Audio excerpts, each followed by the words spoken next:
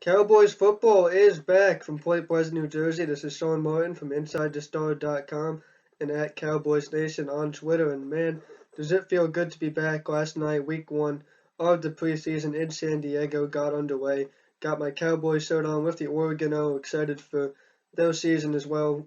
Football in general, it always feels good when it comes back. Of course, former quarterback Marcus Mariota will make his debut now in the NFL with the Tennessee Titans tonight on NFL Network, and I'll have my eyes on him. But let's talk about what I was watching last night. And of course, this was the Cowboys game in San Diego, where I liked a lot of what I saw. And of course, there's some things that you want to work on. If you don't have things that you need to work on after week one of the preseason, that's a bigger problem than if you do. So we're going to talk about the things that we did well, the things that we need to improve on, and all around a pretty impressive performance, I would say, for a lot of these Cowboys players, despite the scoreboard, a 17-7 loss that nobody should be reading into too hard. So let's talk about the first drive with Brandon Weeden, a drive that was going pretty well until the fumble snap from Frederick that went through his hands. He was trying to just catch it and get the ball out quickly to Williams, who was doing a lot of great things on that drive. He just couldn't handle it and rolled downfield. And a couple Cowboys had a shot at it, but eventually it ended up with the Chargers. Just a sloppy play, but it's your first drive of the preseason. You can kind of live with that. What you can't live with is giving the Chargers a short field.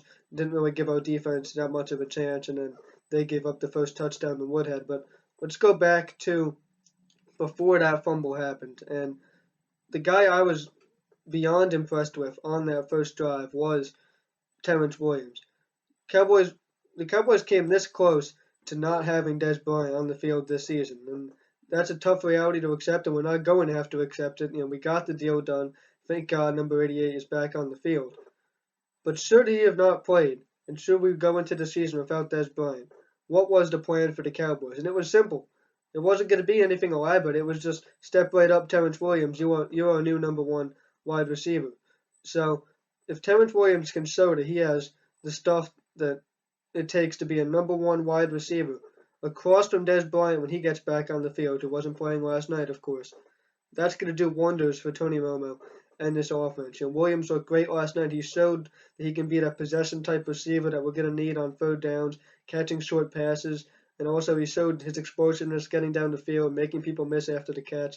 Terrence Williams is building himself into a complete receiver now entering year 3, and he's going to do big things on the field for the Cowboys this season, especially when they get guys like Dez Bryant back across from him. And then so the other receivers I was impressed with is, really this entire group was impressive. Devin Street showed some really good signs.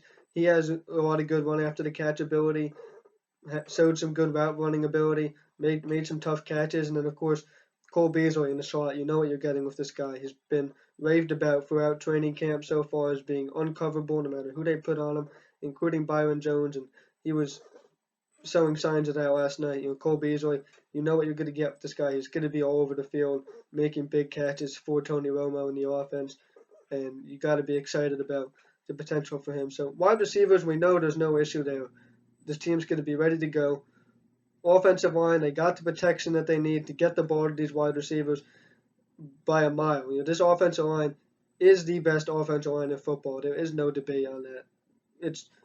If you need any more proof, go watch the Lyle Collins block that he laid down in this game. It's on NFL.com. It's made it there. It's pretty much everywhere at this point. Just pancaking a guy 5 yards past the line of scrimmage. And he wasn't even one of the guys that was on the offensive line last year. He was an undrafted rookie that we signed. So this offensive line, if it got better from last season, and last season you saw what the improved offensive line did for the Cowboys. So you should be ecstatic about what we saw from the line in this game and what it's going to mean for the running game. And the running game last night was, of course, without Darren McFadden and Joseph Randle, the two guys that we look forward to seeing hopefully sometime soon as they get back to practice.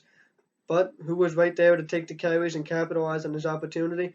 Gus Johnson, who not a lot of guys knew a lot about. I knew one thing about him. He was going to bring that physical run style, and sure enough, he did. The offensive line did his job for him. They answered the question that a well above average offensive line can, in fact, elevate running backs that have struggled in the past. Darren McFadden had no offensive line in Oakland, so you should be excited to see what he has behind this line. But Gus Johnson was a guy that really should be turning heads for this Cowboys coaching staff. He showed that physical run style that we haven't really seen from Randall. He's going to be more physical this year. He's gained some weight. He looks good in camp. And McFadden, obviously, you're going to have that speed guy. But this team, with all the formations and all the weapons that they can use, you can throw it quick to Williams, you can throw it to Beasley, you can throw it to Dez, you can run it with Randall, McFadden, or Johnson. When this team needs a tough yard, smash mouth, physical football, we're at the goal line, you need a yard, who are you going to trust? And usually you say, Romo and Dez, and that would be pretty good. Romo, Williams, anybody. But you need a running back that you can trust.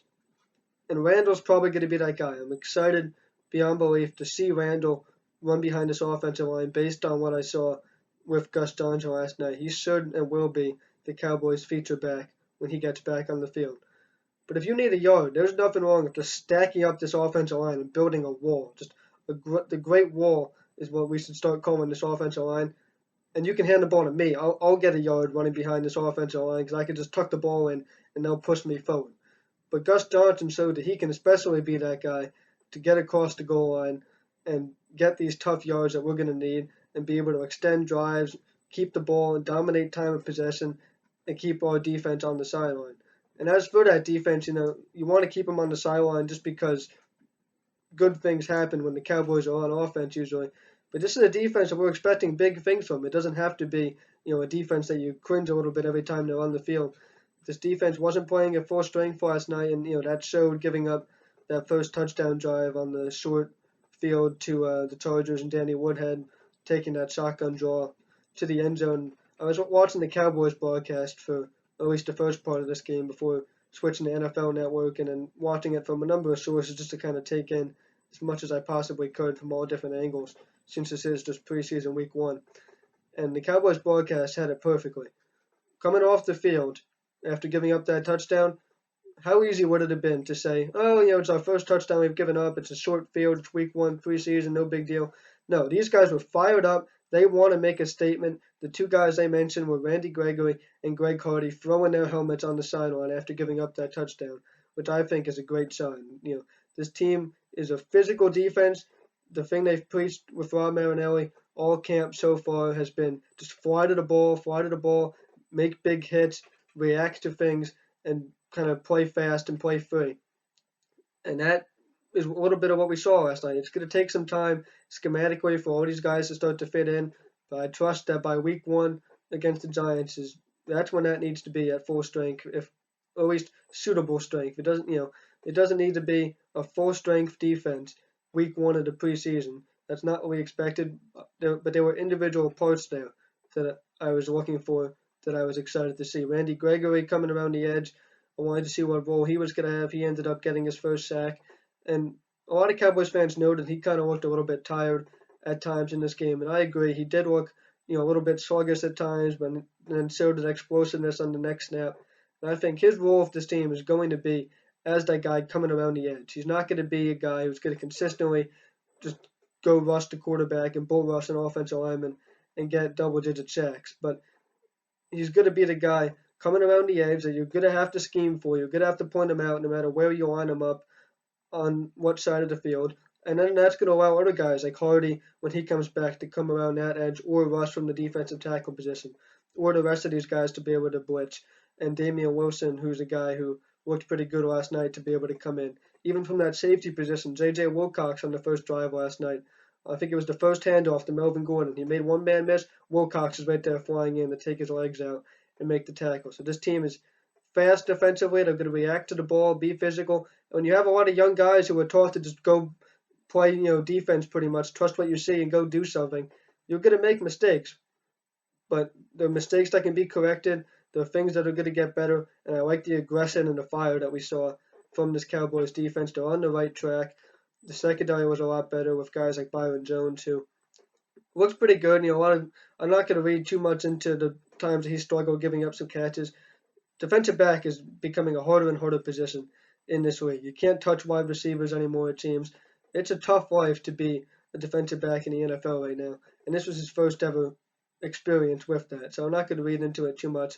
I got a notification on my phone last night through the ESPN app, and it's like Byron Jones beat 5 times in first game against San Diego Chargers. And I'm like, if that's going to be the headline, so be it. But I'm not concerned at all about Jones.